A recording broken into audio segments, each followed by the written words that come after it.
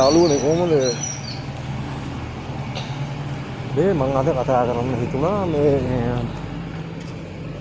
මට අද කතා කරන්න හිතුණා මේ බුදුදහම සඳහන් කරුණු තුනක් ගැන. මොනවා කරනවද ඒ කරුණු තුන?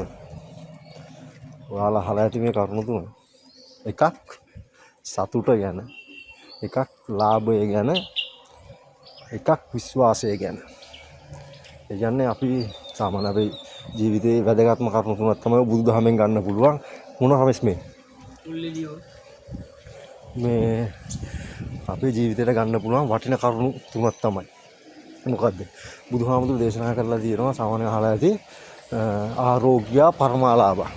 එහෙම ගාතාවක් කාලා ඉතව ඇති සන්තුෂ්ටි පරමද්දන ඈ සුද්ධ යන්නේ පන්සලට සුද්ධ යනවා.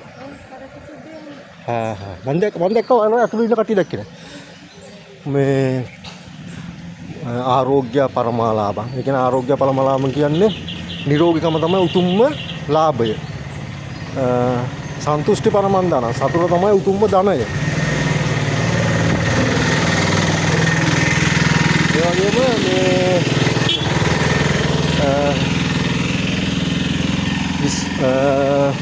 ඒ හොඳම ඥාතිය තමන්ට විශ්වාස කරන්න පුළුවන් හොඳම ඥාතිය තමයි මේ විශ්වාස පරමාජය.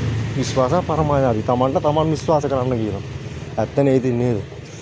මේ අපිට සාමාන්‍ය අපි එක ලාභ ගැන කතා කරනවා ව්‍යාපාර වලින්. මේ ලාභ ගැන නමුත් ඒක නෙවෙයි බුදුරජාණන් වහන්සේ ලාභයේ විදියට මෙතනදී කතා කරන්නේ. නිරෝගීකම තමයි උතුම්ම ලාභය. අර ස්පිරිතාල වල මම අහලා තියෙන ආරෝග්‍ය පරමාලාභම් කියලා. නිරෝගීකම තමයි උතුම්ම ලාභය. ඒ වගේම අනිත් එක දැන් අපි හිතනවා මේ ධනය ගැන කතා කරනවානේ. නමුත් බුදුහාමුදුරුවෝ කතා කරන්නේ ධනය ගැන කතා කරද්දී සන්තුෂ්ටි පරමන්දන. ධනය කියන්නේ සතුට තමයි උතුම්ම ධනය.